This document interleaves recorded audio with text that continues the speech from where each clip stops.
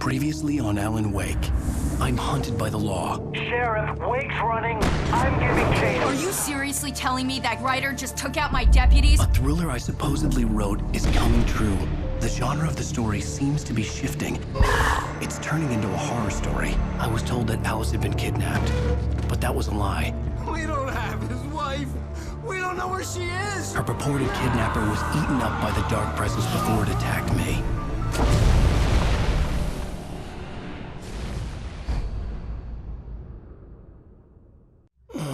Alan, shh, baby.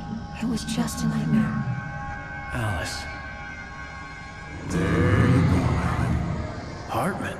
I fell. I had to give you a sedative. Don't fight it. You went through another rough period. What? Right now, it's very important that you stay calm. We don't want you to have another episode. You're a patient at my clinic. Have been for a while now. The shock of your wife's death triggered a mental illness. No, you're lying. You're suffering from various symptoms of undifferentiated schizophrenia. Bastard. It's okay, Alan. Just let go.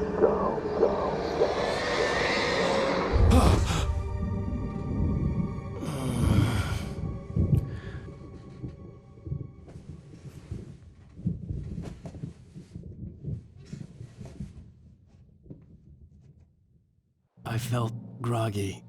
Whatever Hartman had bumped in me was making me numb. I felt like this was happening to someone else. Someone I was watching on television. I couldn't think. Couldn't focus.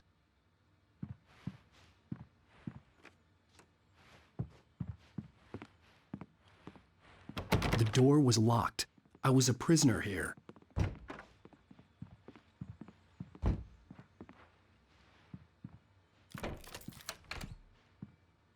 Good evening, Alan. Are we feeling better now? Feeling calm? Yeah. I see you brought your pet gorilla with you. So sure, I'm calm. I get the message. Loud and clear. Quite right. That's the spirit. You're being very brave, Alan. I understand you're confused. I would be more concerned if you weren't suspicious of me. I don't blame you for it. Big of you. Now, why don't you come with me? We'll reacquaint you with my clinic and go over everything you might have forgotten. Little walk and some fresh air? Yes, it will do you good. This corridor is for patients. Most of them aren't here right now. Jack took them out for a fishing trip, except for the ones who are particularly vulnerable, of course. I encourage creativity as a part of the recovery process here at Cauldron Lake Lodge. I specialize in treating artists. I bet you do. Splendid, Alan. I honestly believe we can get this thing under control if we work together. This way, Alan.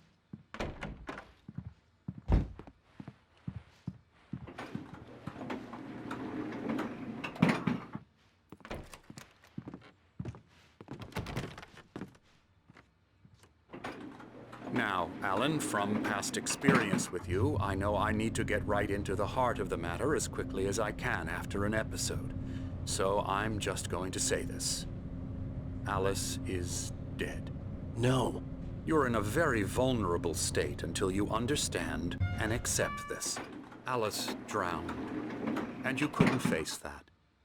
You're suffering from hallucinations, paranoid delusions, unusual thinking, an obsession about light and darkness, a feeling that everything revolves around you, your thoughts and dreams. Your mind has constructed an elaborate fantasy scenario in which your writings are affecting reality. She has been kidnapped and supernatural forces of darkness are trying to stop you.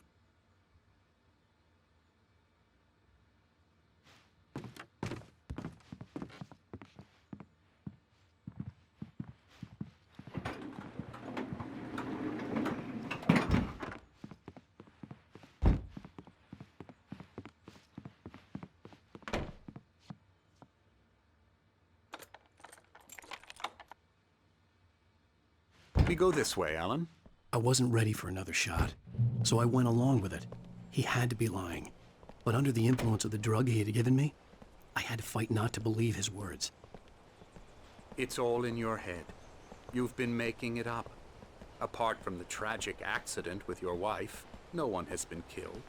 Your delusions are just a manifestation of your subconscious mind trying to protect you from the too painful truth. Unless we fight the fantasy, it will return. I know the instinct is to resist me, but think about it.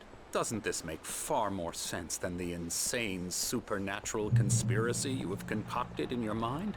You're a skeptic by nature, Alan. We both know this. Everything can be explained logically.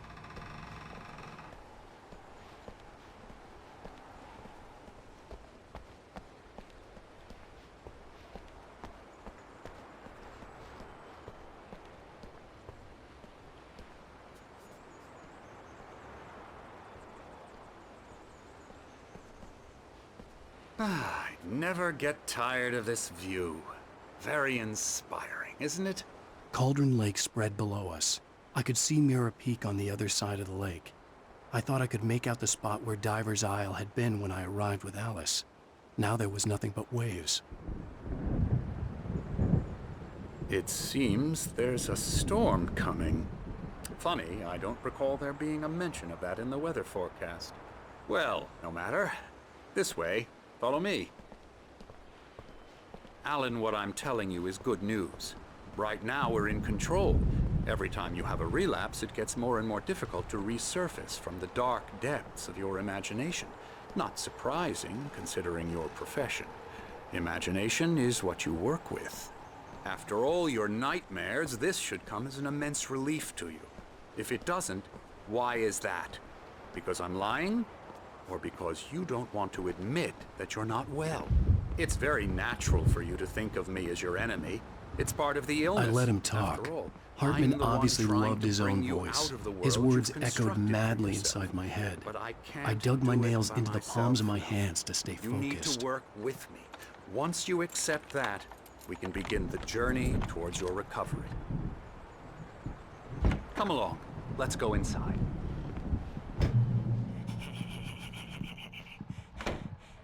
Here's the entrance to the office wing. That's for staff only. You were impressed by my trophies when you first arrived here. I do love to hunt. The great outdoors, man versus nature. It's wonderful stuff.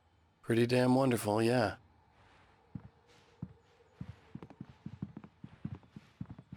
Scary, scary, scary.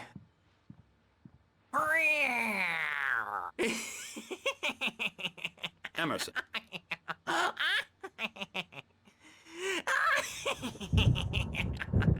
I'm a real bad dream, mister. You should be afraid of me. Don't want to run into me in the night, that's for sure. Please, Emerson. Mr. Wake is confused enough as it is. Yeah, you'd like me to go away so you won't be scared. But you can't just decide what kind of dream you have or when you have it. Emerson. Okay, sorry. Boo. That's Emerson. We're actually making some progress with him, I'm happy to say. He works on video Elbow games. strike. It's trash, of course, but it does involve Get him some to the head. small creative effort, which makes him receptive to my therapeutic methods. No kidding.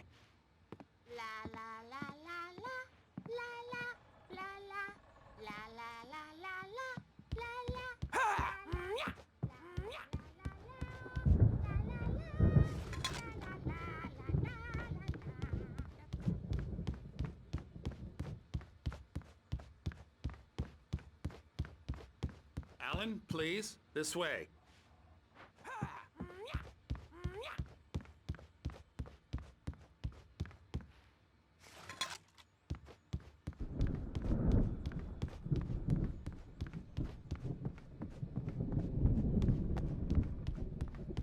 Hartman had mentioned that the power had been acting up. Maybe that was the reason for the generator and the work light on the balcony. The generator hadn't been activated, and there was no key.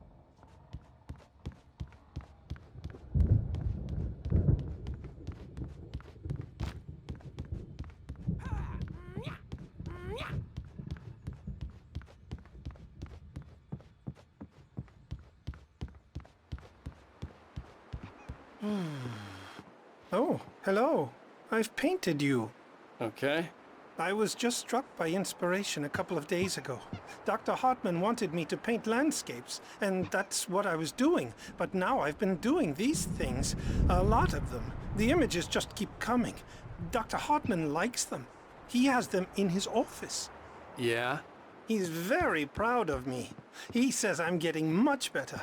I think I'm getting better. Well, I guess I'd better start wrapping this up. The storm is almost here. Look at that. I'd hate to be out there tonight.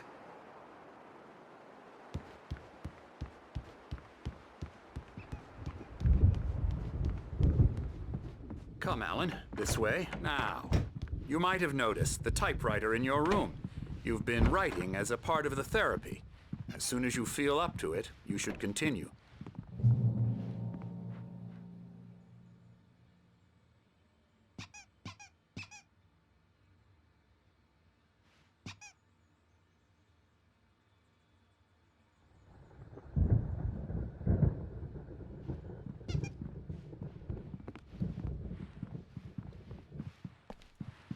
My rheumatism's killing me.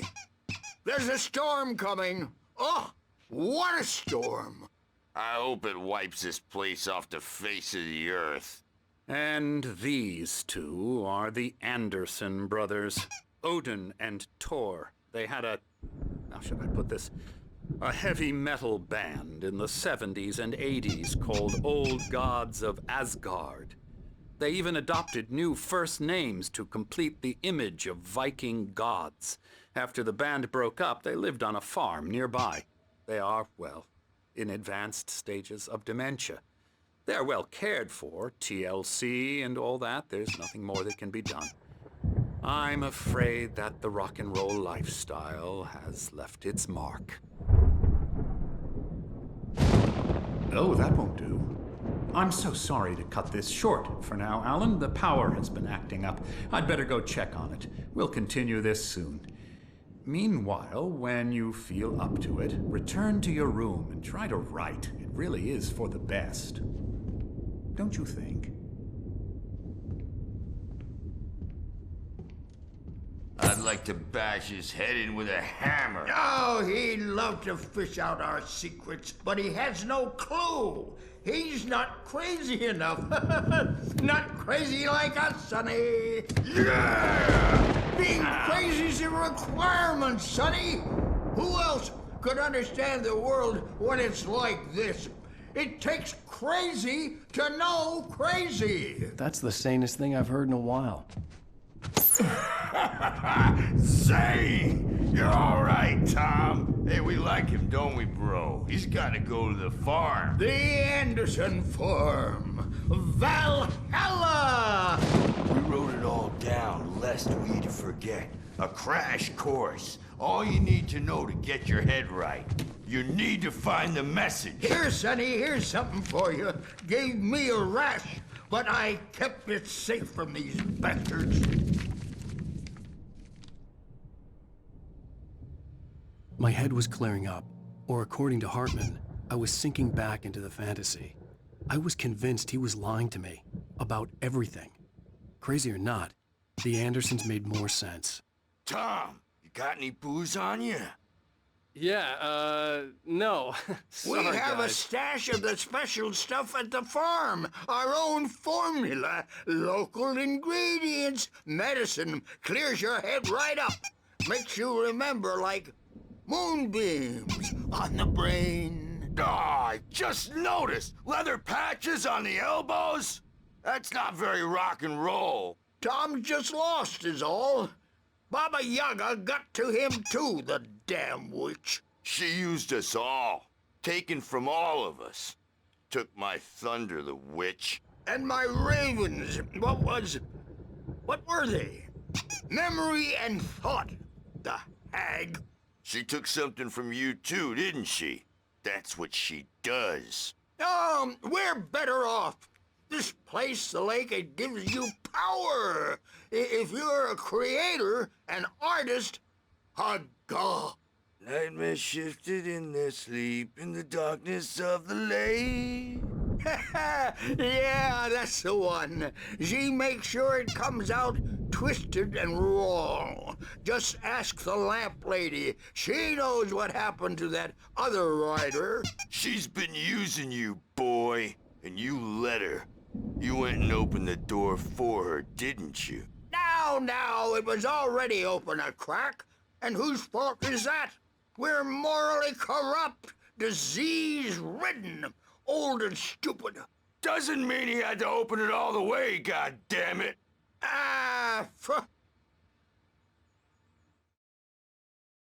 Zane could feel the poems, taking form, shaping things. As he experimented, he imagined he could almost feel the power surging through the keys of the typewriter. It exhilarated him. But there was fear, too. If not for his young assistant Emil, he would have given it up. But Emil convinced him otherwise. He, too, had a way with words. So tired. Built the farm close to the lake. A place of power. We had parties there, man. You should go there and have a party. That Bob Balder threw the amp through the window.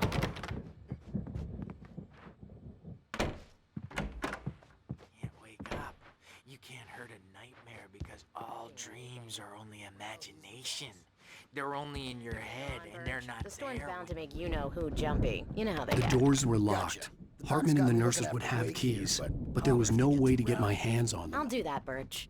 Hey, Wake, why don't you humor Dr. Hartman and give the writing a shot, huh? Typewriter's in your room. You can get to your room by those stairs, Wake.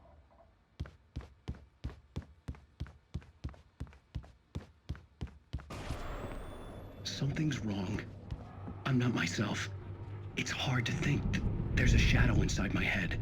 I can only focus on writing. Everything else is a blur. I'm trapped in this cabin. Have been for days, but it's always dark outside. My editor is real.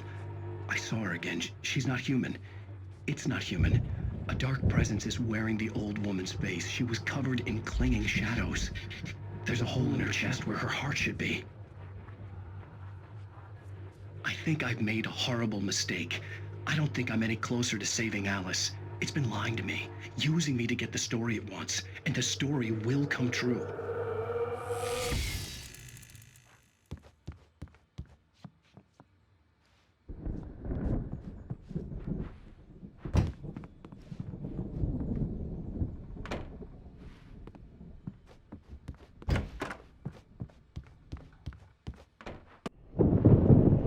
The white glare of the blank page in front of me hurt my eyes. My hands began to shake uncontrollably. Everybody, calm down. Put that down. Bert, I need help. Hey, Wake, you stay here. I'm gonna go see what's up. You just keep doing what you're doing. Be cool, okay?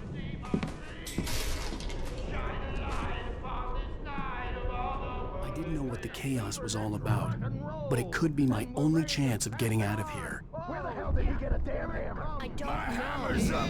Here's a friendly poke from me, old little witch. Oh, afraid of the crazy brothers, are ya? Not so weak now, are we? Well... Hartman kept talking, giving Barry the grand tour, clearly proud of the place. He went on and on about his hunting trophies, and Barry was impressed. But he was here on business. He raised his voice, cut through the monologue. Hey, Hartman, where's Al? Hartman stopped in mid-sentence, annoyed at the interruption. He nodded at the hulking orderly standing nearby. The man smiled and clapped a practiced hand on Barry's shoulder. Things are unraveling fast, aren't they? Ha ha! Nah! Ah, ha, ha. It's my storm. I'm taking it. Sinclair looked bad. That wasn't a love tap. The crazy old fart hit her hard. If she was one of Hartman's goons, she had it coming. I could get the key to the office wing from Sinclair. I had to get to Hartman's office. He had taken all my manuscript pages. That's where he'd been keeping them. Maybe you could come out and beat our wrinkled adult diapered asses for us, since you're so tough, Birch. We were on the road,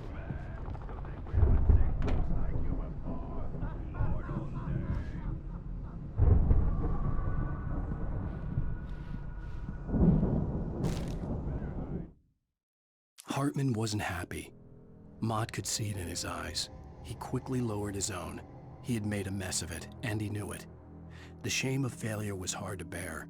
He hadn't expected Wake to say he needed more time, and he blurted out 2 days, less than Wake had asked for, to show him who was in charge. But that wasn't part of Hartman's plan.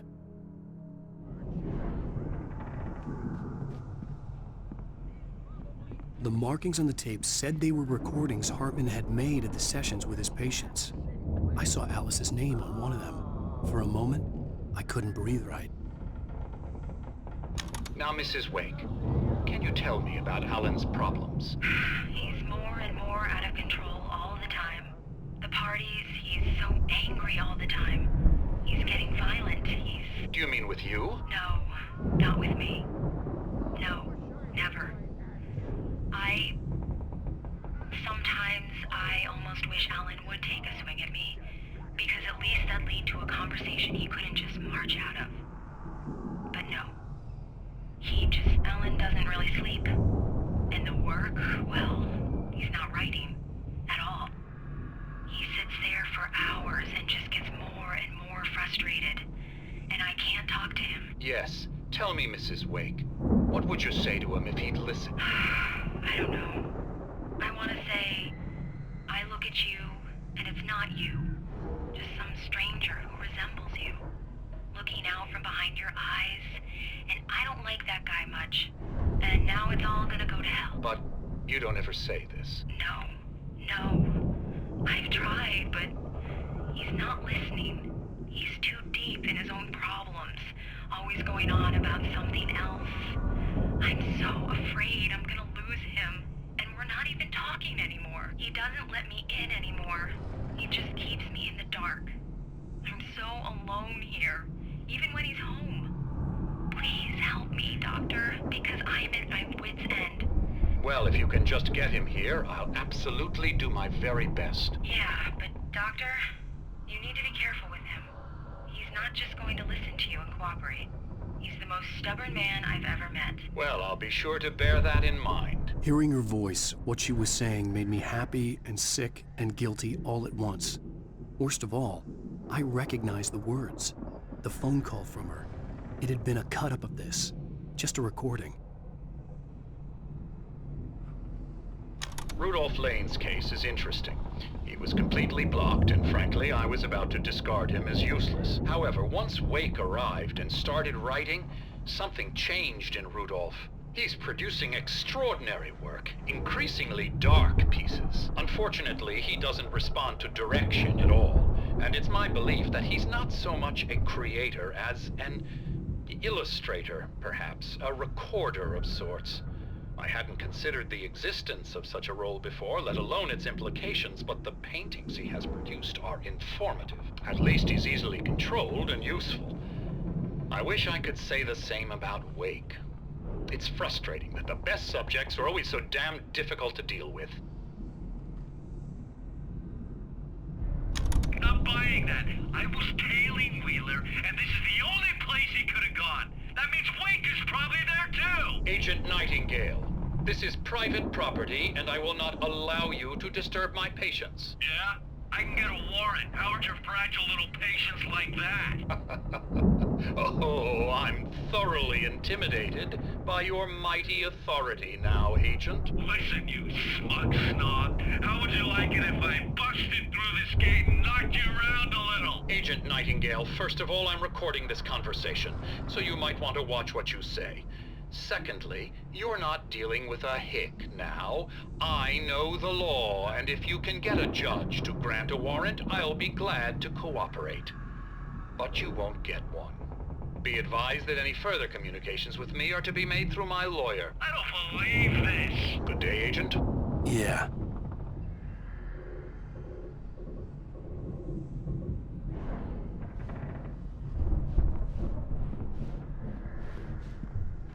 The photo on the wall caught my attention. In it, the clinic staff was standing outside the lodge. I knew the man next to Hartman.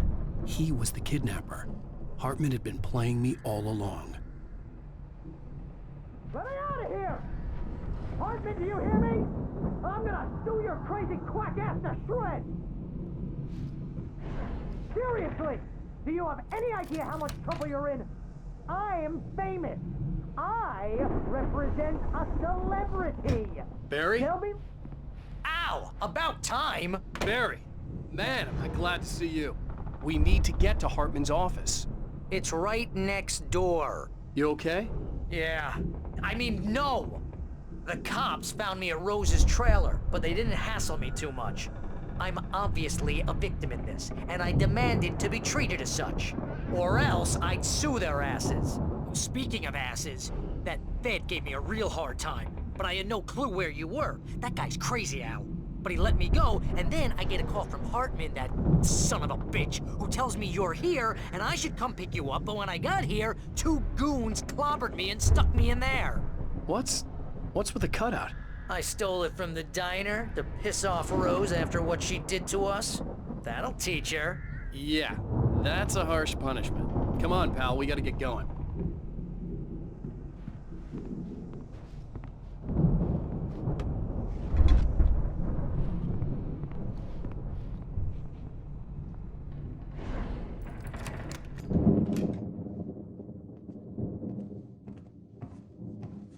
These were all the pages I had on me.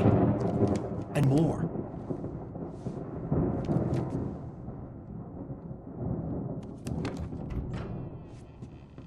Alan, please. You're sliding back into the... Tell me one more lie and I'll shoot you in the face. Ah, well, it was worth a shot. Really, Wake, come on. Let's work together on this. You have no idea... Hartman, shut up! Barry, get out of here. I'll catch up with you. Get a car. Oh, Al, let's just... Go!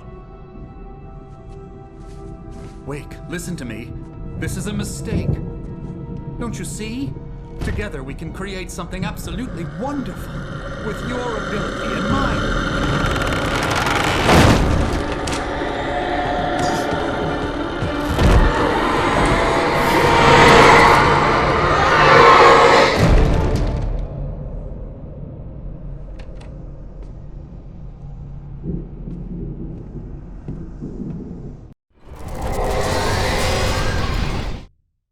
Hartman followed the fall of Alan Wake with his binoculars. When the rider hit the water, he ordered Jack to take the boat to him. The spot was easy to see in the dark, even with all the extra lights in the boat. The flare floated and kept burning even in the water. Jack turned the radio louder as the engine sputtered. The music was rough and clanking, something the Anderson brothers would no doubt have enjoyed. But Hartman chose to ignore it. Wake was finally within his reach. The dark presence would be on me in a moment. I had to find a way out.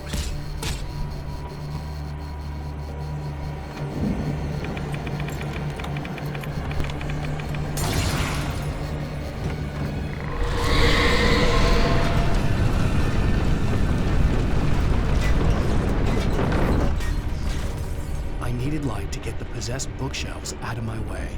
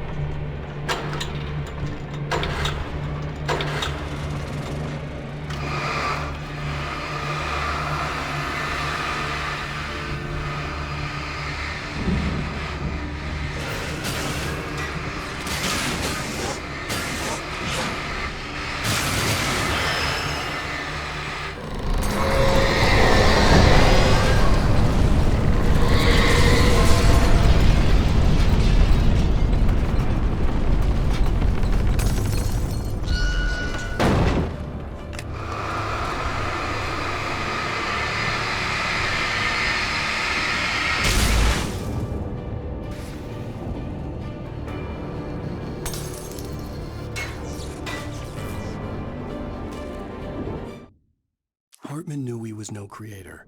He had no ambitions on that front. And he certainly didn't want to end up like every artist he had worked with here, damaged in ways that were hard to describe, or worse. It was enough for Hartman to maintain creative control and provide direction, to be a producer. That was what most of these people were in need of anyway. Of course, suitable subjects were few and far in between.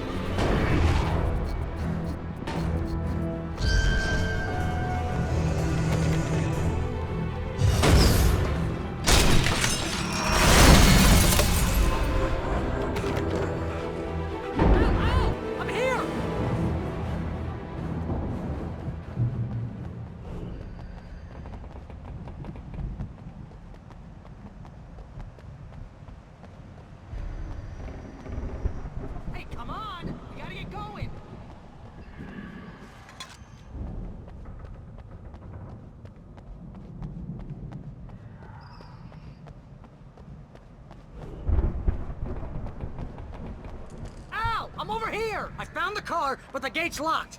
You're gonna have to go through the hedge maze over there! Barry, I don't have a light. Take this, Al! Oh, God! Look at the house, Al! Look out!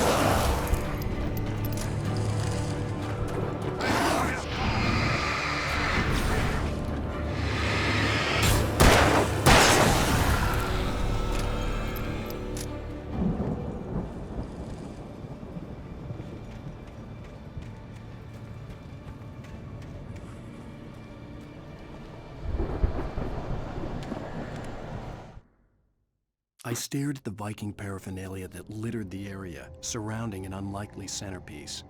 A full-size stage complete with an impressive sound system with all the trimmings, including a dragon. It took a special kind of crazy to build something like this in a remote field.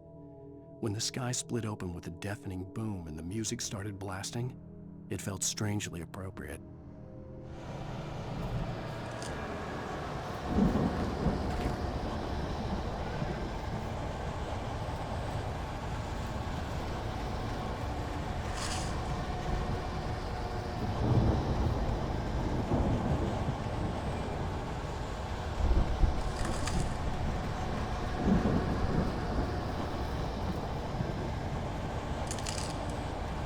Al, be careful! I can see them moving around!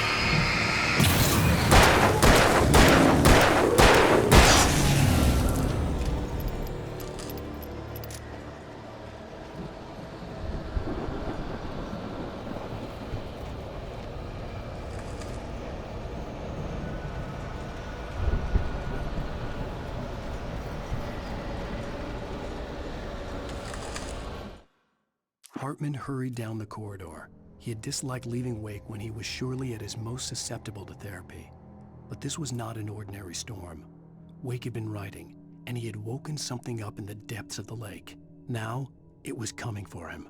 Hartman had naturally prepared for a situation like this. The idiot brothers would keep Wake distracted while Hartman double-checked everything, just to be sure.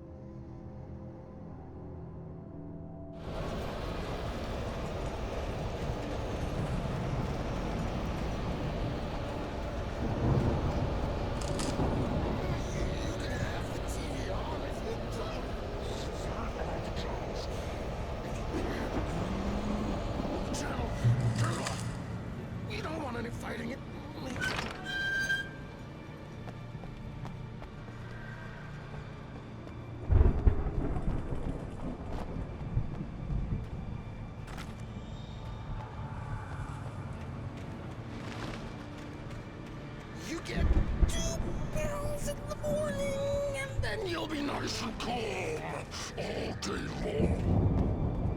You get 3 pills in the evening.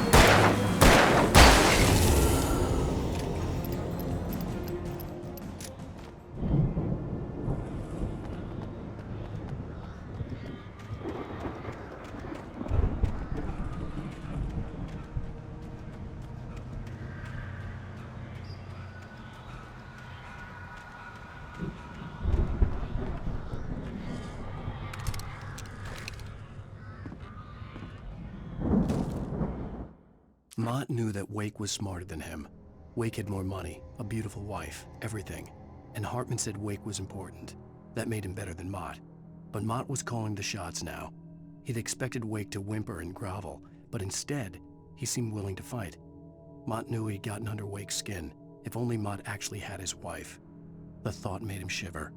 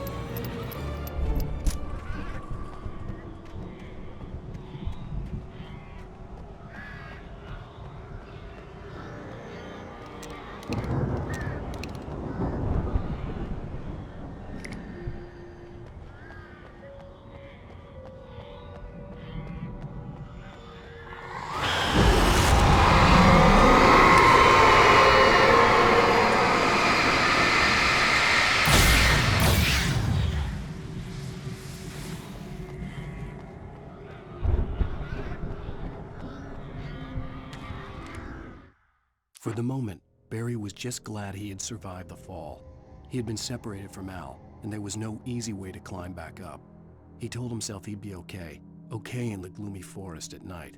He would just have to wait for a while for Al to find his way down.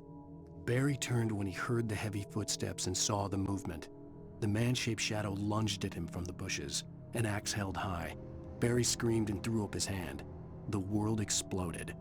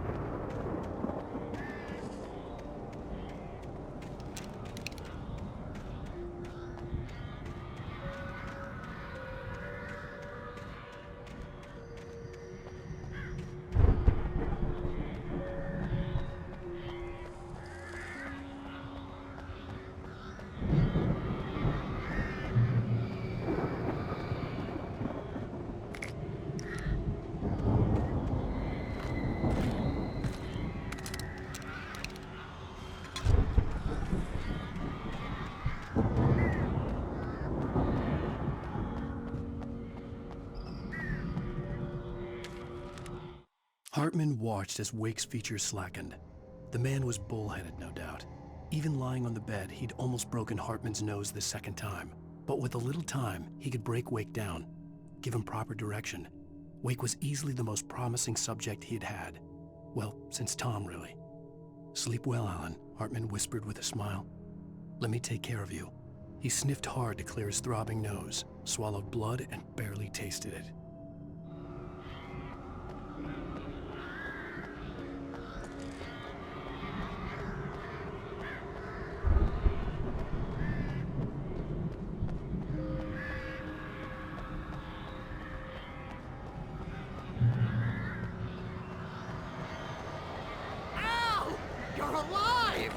Let's get out of here. Can you open this gate? Maybe. Barry. Well, I slammed it shut when the nasty showed up, and the key fits kind of loose in the lock, so, Barry! I'll find it! Don't worry about it!